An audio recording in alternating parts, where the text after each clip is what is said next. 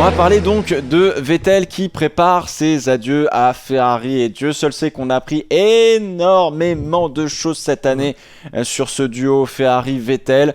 Il y a eu du bon, il y a eu du moins bon. Là on referme pas une page de 2 ans comme c'est le cas pour Ricciardo et pour Carlos Sainz chez respectivement Renault et McLaren.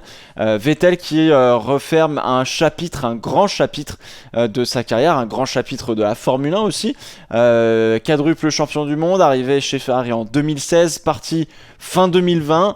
Le bilan, c'est l'heure du bilan de Ferrari, de cette association Vettel-Ferrari. Ça a manqué le titre à quoi, 2 reprises si je dis pas de bêtises, ou en tout cas il y a un goût un petit peu d'inachevé, un goût de bah voilà, on n'a pas réussi à faire mieux que ce qu'on voulait faire, c'est-à-dire de au moins remporter un championnat du monde des pilotes voire des constructeurs avec Ferrari.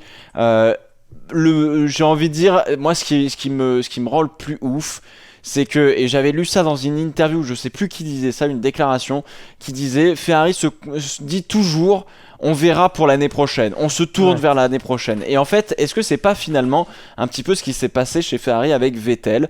Il est arrivé certes en 2015 en arrivant à faire 3 victoires alors que les Mercedes étaient en surdomination totale sur cette année-là. En 2016, 0 victoire, si je dis pas de bêtises. Et à partir de 2017-2018, ça commençait à aller mieux. Et 2018, il y a eu une sorte de cassure. Ça a commencé à changer. On a eu Sergio Marchionne, qui était le grand PDG très autoritaire, on va dire, de chez Ferrari, qui est malheureusement décédé et qui s'est fait remplacer. À la fin 2018, eh bien, on remplace Maurizio Arrivabene par un certain Mattia Binotto. Puis ensuite, on a un certain Charles Leclerc qui arrive dans l'écurie. Ça a été rock'n'roll pour le coup pour Sébastien Vettel. Le bilan que t'en tires toi mon cher Alex, moi personnellement il a jamais eu, enfin je vais pas dire il a jamais eu vraiment sa chance, mais il y a eu toujours des grains de sable dans la machine qui a fait que ça a tout le temps déraillé à un moment donné ou un autre, quand même ça commençait un petit peu à voir la lumière au bout du tunnel. Là pour le coup j'ai l'impression qu'il y a un goût de il y a toujours un truc qui allait pas chez Ferrari, et malheureusement c'est presque symptomatique depuis presque plus de 10 ans quoi. C'est symptomatique et c'est totalement ça. En fait, il y a toujours eu quelque chose qui faisait que Ferrari ne pouvait pas se battre avec Mercedes. Le mot aussi qui me vient pour décrire le chemin de croix, j'ai envie de dire, de Sébastien Vettel, Pas mal. c'est le chemin de croix. Vraiment, ça a été un calvaire du presque au début jusqu'à la fin. Même, j'ai envie de dire, à partir de 2018, ça a été le point pivot dans le voyage de Vettel chez Ferrari. 2018 avec bien sûr l'Allemagne, qui a été une sortie de piste pas anodine parce que encore il est arrivé au mauvais moment, au mauvais endroit, et ça a été derrière, ça a mis un coup au moral parce que tout le monde lui est tombé dessus. C'est seulement, j'ai envie de dire, c'est seulement 14 victoires en fait Vettel chez Ferrari. Pour 6 années là-bas, 55 podiums. Bon, ça après, ça, je trouve que c'est quand même relativement. C'est conséquent, 55 C'est podiums. conséquent, c'est bien. Mais on s'y attendait à plus. Je trouve que normalement, Vettel était là pour remporter au moins un titre de champion du monde. Un seul titre. Quand vous sortez de 4 années où vous êtes considéré comme Baby Shumi, le meilleur pilote à ce moment-là, vous arrivez avec cette marque justement que vous êtes le futur. Michael Schumacher, on sortait à peine de Schumacher qui sortait de sa retraite à ce moment-là, et là vous dites bah, c'est bon, enfin il y a une nouvelle histoire qui va s'écrire chez Ferrari, enfin on attendait ça depuis le dernier titre pilote qui était de Kimi Räikkönen en 2007, et puis finalement rien du tout. Ça a dû être dur pour les Italiens, très dur. Et 2015 ça a commencé avec 3 victoires il me semble, 3 victoires en 2015. Absolument. Puis 2016 c'est un énorme coup dur pour Ferrari parce qu'il y a James Allison qui part, pour des raisons personnelles. Il y a eu le décès de sa femme, donc du coup il a voulu être proche de sa famille en Angleterre. Il est parti de chez Ferrari, et derrière Ferrari il est allé chez Mercedes, on le rappelle. Voilà, et donc exactement. James Allison, si jamais vous connaissez pas forcément la Formule 1, c'est un directeur technique, c'est le directeur technique aujourd'hui de Mercedes, qui grosso modo a donné naissance à la Mercedes de 2017, à la Mercedes de 2018, de 2019, de 2020. Donc les armes là de destruction massive qu'on a sur sur les circuits de Formule 1 qui étaient grises et qui sont devenues noires, bon bah grosso modo c'est ce gars-là qui était chez Ferrari en 2016 et effectivement ça s'est pas forcément bien passé. Je rebondis juste là-dessus avant de te laisser la parole, mon cher Alex, mais il y a aussi une différence culturelle entre des personnes qui sont plutôt latines et des personnes plutôt anglo-saxonnes, germaniques. Il y a un certain écart, une certaine différence de mentalité. On voit pas les choses de la même manière. Ça aussi, c'est quelque chose qui a pu beaucoup bien jouer finalement de l'association entre Vettel et Ferrari, puisque il y a un moment donné ou un autre où eh bien si on prend l'exemple Schumacher, Ferrari, il y a un Jean Todt, il y a un Ross Brown, il y a quand même une certaine comment dire marche à suivre un peu plus globale où on mélange plusieurs nationalités, où on fait fonctionner le tout. Là, c'était vraiment plus Ferrari, très très italien, très très latin, contre presque d'autres qui sont pas forcément de la même culture et qui voient pas les choses de la même manière, ou en tout cas fonctionnent pas de la même manière, parce que moi j'aime beaucoup l'Italie, mais moi ça me rend fou. Je suis désolé s'il y a des Italiens, mais il y a rien qui est grave pour vous. Moi je suis stressé de la vie, donc je me sens pas bien là-bas en fait, sauf quand je suis en vacances. Mais tu sais, t'es là, oh oui, bah si le métro s'arrête à Milan, ouais, bah c'est pas grave, va rien se passer. Moi j'en peux plus. Bref, c'était un exemple comme un autre, mais voilà. Est-ce que ces différences culturelles, le départ de James Allison, c'est pas ça aussi qui a mis un petit peu comment dire, le bazar chez Ferrari? Si, bah c'est totalement ça. Et je rebondis sur ce que tu as dit qui est très intéressant. Quand on avait fait l'émission des pistonnets, justement, Binotto Out, il y avait cette référence, et j'ai ressorti mes notes. Par exemple, avec la F2002, Jean Todt, Ross Brown, Rory Bryan, Aldo Costa et Nicolas Tombaziz. Il n'y a qu'un seul Italien là-dedans, qui sont bien sûr dans la conception de la F2002. Et la SF1000, Mattia Binotto, Enrico Cardile, Enrico Gualtari, Simone Resta. Voilà, en termes d'italien.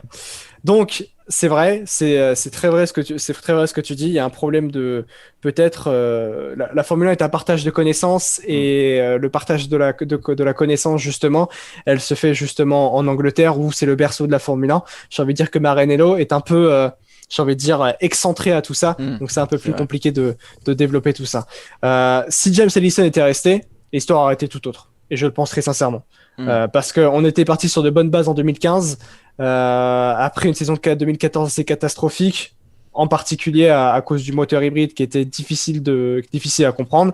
Il était peut-être un peu mieux compris en 2015, mais après le châssis fallait qu'il suive et c'était très compliqué en 2016, en 2017 aussi. 2017, on a quand même pu se battre. 2018, ça s'est battu aussi, mais il y a eu Hockenheim et derrière c'était fini pour Sébastien Vettel. Donc c'est très dommage. L'avenir de Sébastien Vettel, il est compliqué à voir, j'ai envie de dire. Qu'est-ce que est réellement le projet Aston Martin?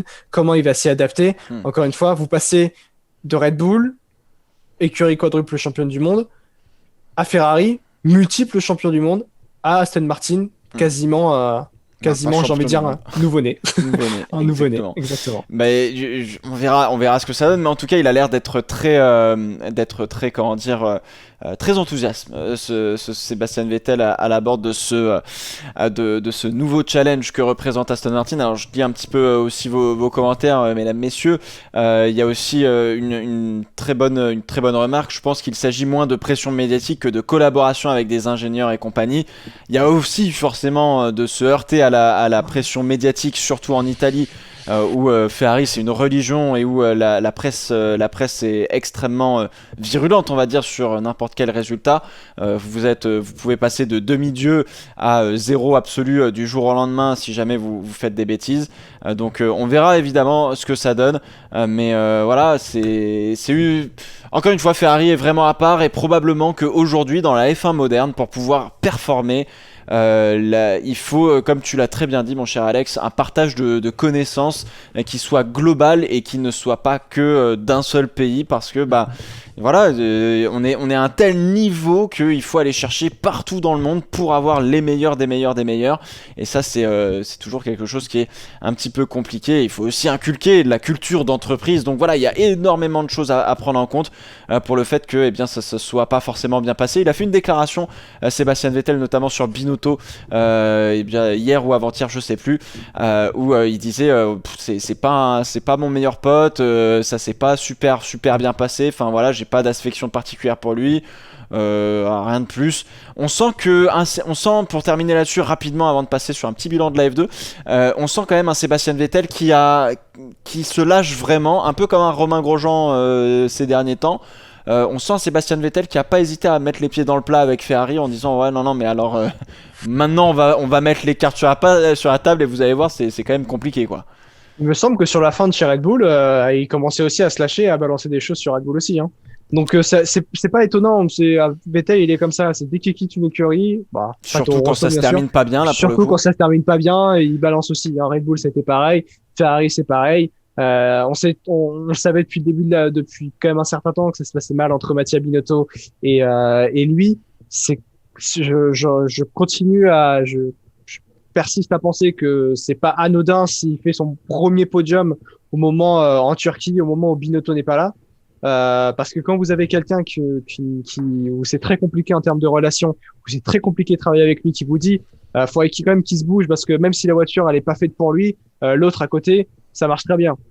Encore une fois, il y a ça aussi à prendre en compte et donc il n'est pas là et donc il a plus de confiance, il peut tenter certaines choses et bien sûr faire un podium. Donc moi je persiste à penser que si Binotto n'était pas là, ça l'a grandement aidé pour avoir fait un podium.